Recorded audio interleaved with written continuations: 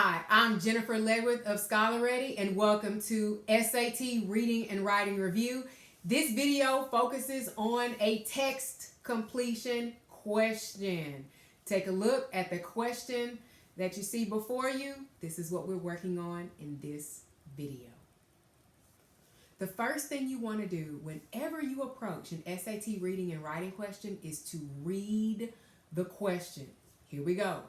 Which choice completes the text with the most logical and precise word or phrase? So in other words, which word is going to produce the logical? So let me be clear. This is not the answer that sounds the best or the answer that feels the best. This is about what is logical and what is precise, the word that best fits. Notice how I've highlighted a word and a phrase to better help you understand, or better help us understand the text. Those are vocabulary words and terms that they may be new to you, or maybe you've seen them before, but you're not quite sure what those words mean. Your level of vocabulary will put a ceiling on how well you perform on the SAT and PSAT as well. So for those of you who are interested in boosting your vocabulary, check the link in the notes so you can go to some resources available from Scholar Ready to help you to continue boosting that test score. Because remember, higher scores open doors. All right, so I'm going to, as we read, I'm going to define the words that are highlighted, and I'm going to do so to refine our understanding. All right. Population aging continues to drive elements of public policy debate in industrialized countries and has become a force to reckon with in much of the developing world. So what is that saying? That's saying that, we have as people are aging, the aging population, as people get older, it's driving these concerns that we have about in government, in like industrialized countries, and even in countries that are still developing. All right, so that's basically all the countries in the world. Declining fertility rates. Fertility is related to the ability to produce life. So think about fertility in the case of humankind, the ability to have to procreate, so the number of births. So what we see is we have declining fertility rates. That means that the birth rate is falling. And lengthening life expectancy. That means, so life expectancy is related to how many years someone is expected to live. Life expectancy, so lengthening life expectancy. So instead of people living until they were, at some point, the average life expectancy was, say, age 65.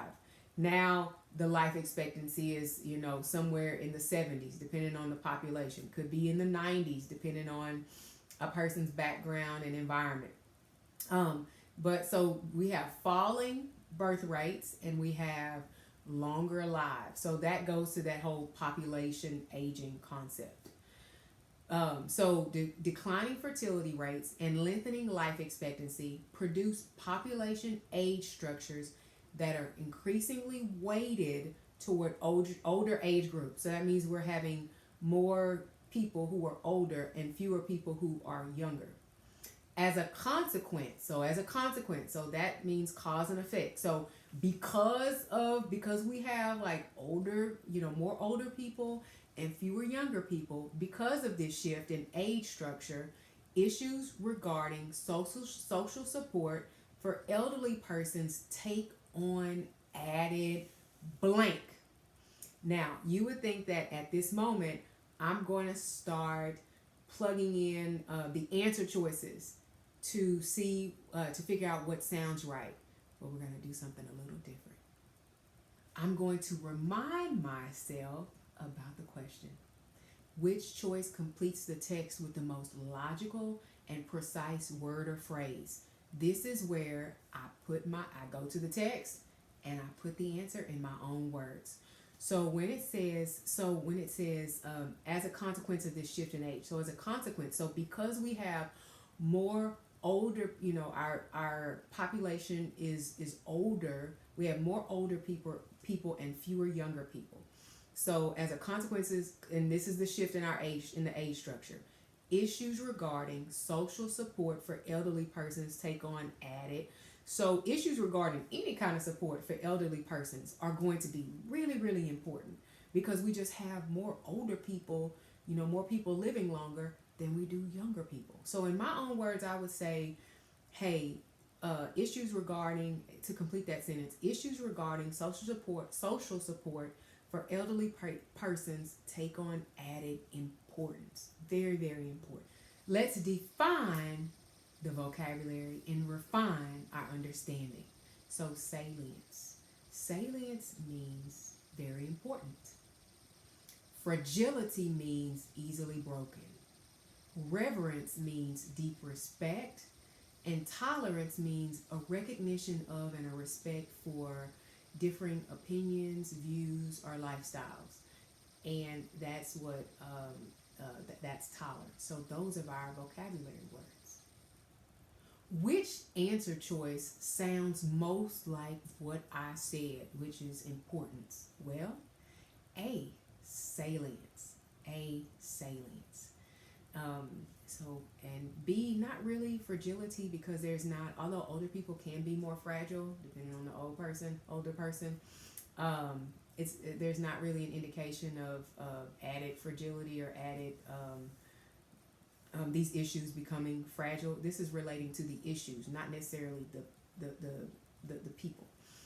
Reverence, no, it's beyond the scope of this question. The issue is not doesn't require more reverence. And tolerance, no, not, even though we do have people of different age groups.